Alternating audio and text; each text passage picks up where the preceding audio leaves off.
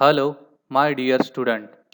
I am Professor Harshal Nikam, Department of Electronics and Telecommunication, NIT Polytechnic, Nagpur. I welcome you all in fifth lecture of Unit 3 that is based on feedback amplifier. Today we will discuss about the current shunt feedback amplifier जो कि अपना topic number है 3.2. So before going to into detail about the current shunt feedback amplifier, we just look into the course outcome and its program outcome mapping.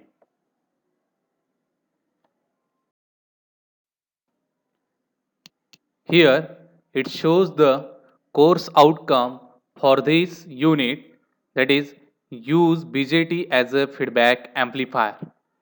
BJT जो कि अपना bipolar junction transistor है, ये transistor अपन feedback amplifier circuit बनाने के लिए use करने वाले हैं. And it's program outcome mapping is, see this table shows the CO and PO mapping.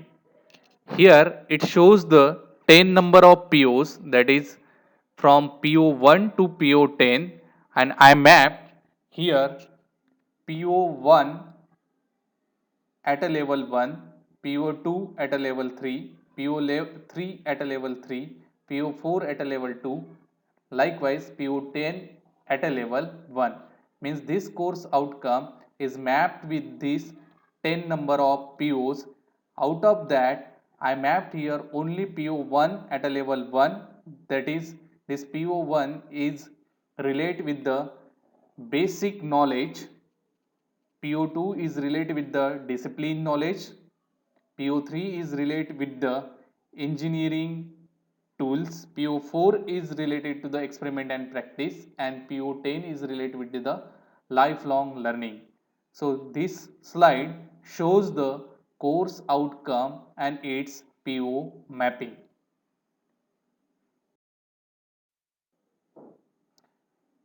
Here this slide shows the learning outcome of today's lecture. Means after completing of today's lecture, you all are able to understand the concept of sampling and mixing. This sampling and mixing concept we already discussed in previous lecture.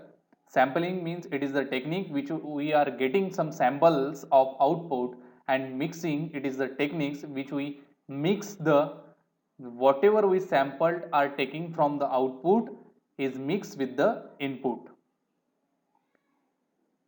Second, that is classify the types of negative feedback amplifier. From the types of negative feedback amplifier, today we are discussed about the last type of negative feedback amplifier, that is based on current shunt feedback amplifier.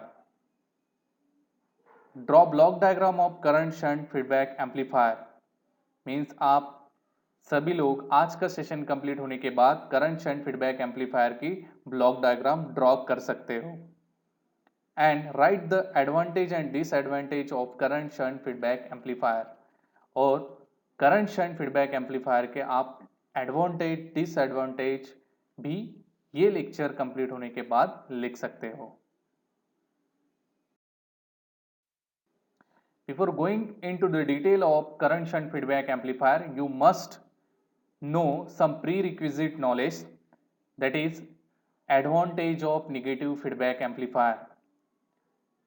For detail about the current shunt feedback amplifier or all the techniques of negative feedback amplifier, you must know what is the advantage of negative feedback.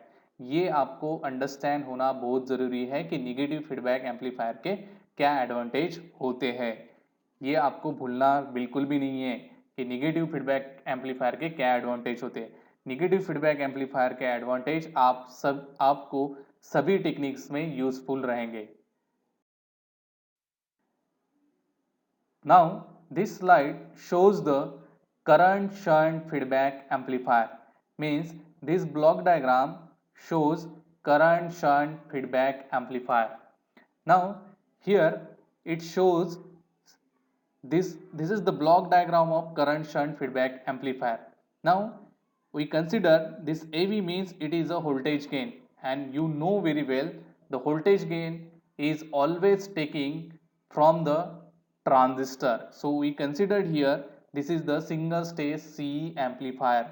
Now single stage means जिसमें सिर्फ transistor की एक ही stage अपन use करेंगे, और सी मतलब होगा common emitter. मतलब ये जो यहाँ पे एक ब्लॉक दिख रहा है आपको, ये ब्लॉक मतलब है single stage C amplifier.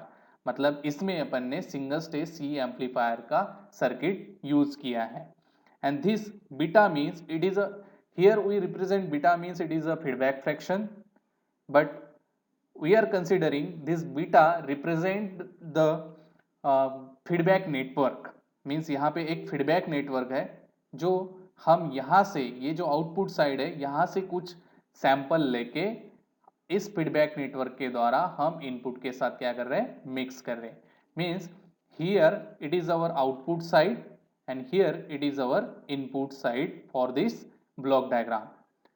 This Vs is represent, it is a source voltage, and this Vu is represent output voltage.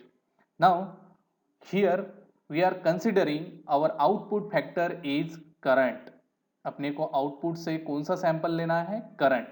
Now we are already discussed about that, we always considered the output sample as a current in connection series। यहाँ पे ध्यान देने की जरूरत है आपको कि हमें यहाँ से जो सैंपल लेना है वो है करंट सैंपल लेना है। तो करंट सैंपल लेने के लिए हम जो कनेक्शन करते हैं वो हम कनेक्शन करते हैं सीरीज में। यहाँ पे हमने लिखा भी है कि output is in series connection, मतलब करंट। कौन सा सैंपल लिया है अपन ने, मतलब करंट। तो यहाँ से अपन ने ये सीरीज कनेक्शन किया, ये सीरीज कनेक्शन द्वारा यहाँ पे से साफ हो गया कि हमने यहाँ से करंट सैंपल लिया है। तो ये करंट सैंपल इस फीडबैक नेटवर्क के द्वारा हमने इनपुट के साथ क्या किया है, मिक्स किया है। नाउ अभी हमने यहाँ पे मिक्स किया है, मतलब हमें मिक्सिंग किस में करना है, शंट। शंट मतलब होता है पैरेलल। इसीलिए आउटपुट से हम करंट सैंपल ले रहे हैं जो हम सीरीज में लेते हैं करंट हमेशा, और वही सैंपल इस फीडबैक नेटवर्क के द्वारा हम इनपुट के साथ मिक्स कर रहे हैं। तो मिक्स हम कौन से कनेक्शन में कर रहे हैं, शंट। शंट यानी पैरेलल। यहाँ पे आपको दिख ही रहा है कि हम यहाँ पे कनेक्शन किए हैं शंट में। That's why it named as a current shunt feedback amplifier. इसीलिए हम इसको बोलते हैं current shunt feedback amplifier. Now this is Vs, this is Vo। इस Vs की जगह पे हम जो Vs मतलब it is a voltage source, जिस सोर्स से हम यहाँ पे इनपुट देने वाले हैं।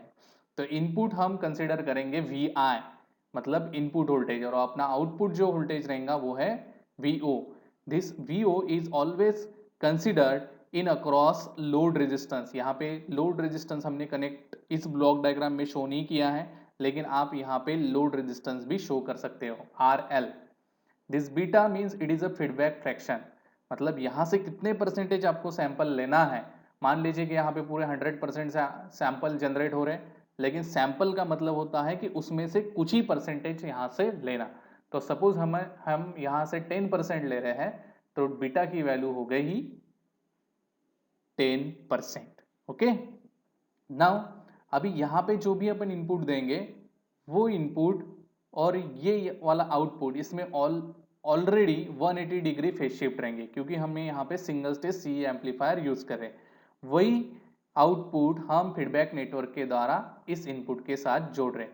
तो यहाँ पे जो इनपुट रहेगा और यहाँ से जो वोल्टेज आएगा, मान लीजिए Vf, इन दोनों के बीच की फेज शिफ्ट कितनी होनी चाहिए, 180 डिग्री फेज शिफ्ट। तभी अपन उसको बोलते हैं feedback amplifier.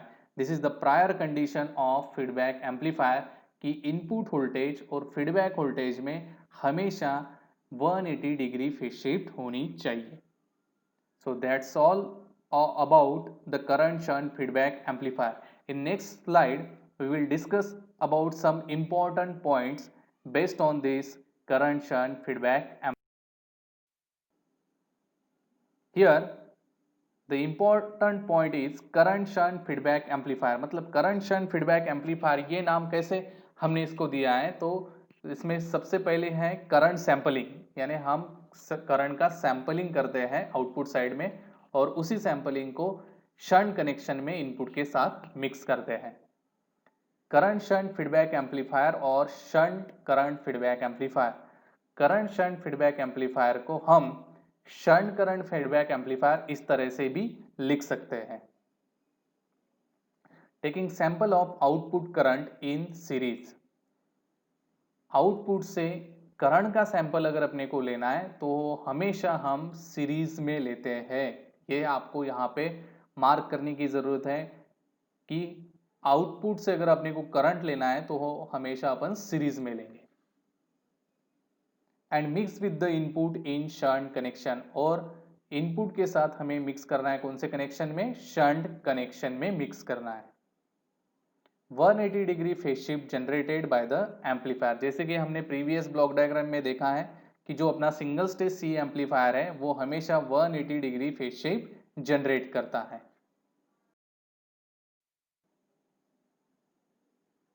Next important point is phase shift between input and feedback is 180 degree, मतलब out of phase.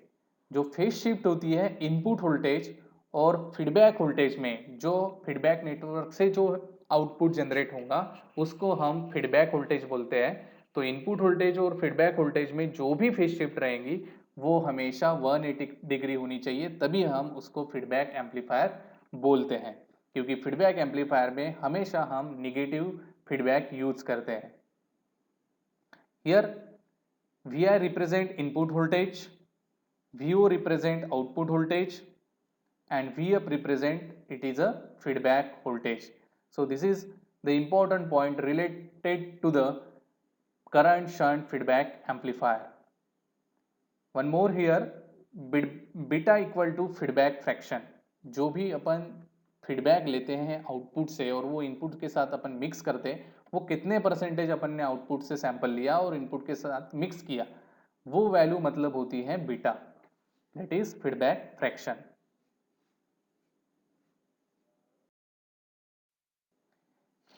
Here it shows some advantage of current shunt feedback amplifier. The very first advantage is bandwidth is increases। Current shunt feedback amplifier में bandwidth increase होती है।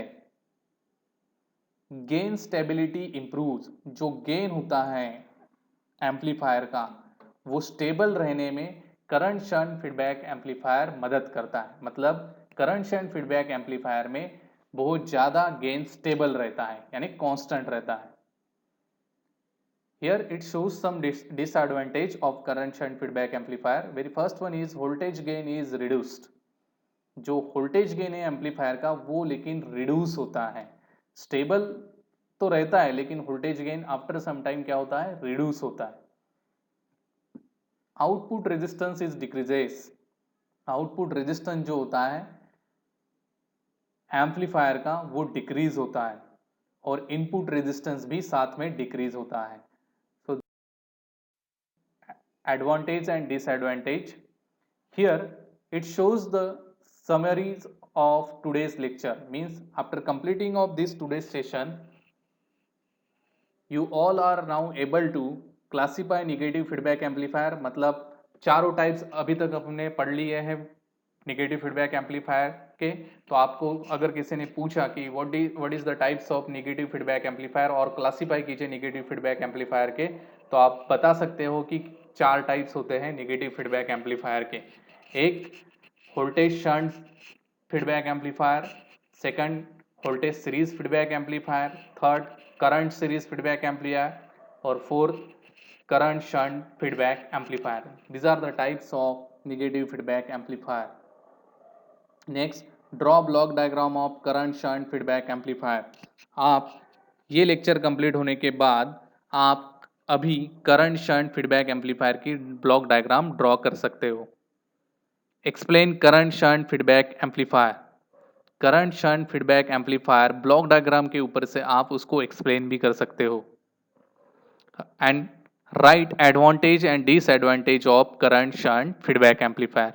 Now you all are able to write advantage and disadvantage of current shunt feedback amplifier. So of our today's lecture. Thank you so much for listening me carefully and understanding this lecture very well. Thank you so much and happy learning. In next lecture, we will discuss about some parameters based on the negative feedback amplifier which is affected by negative feedback. Thank you and keep learning.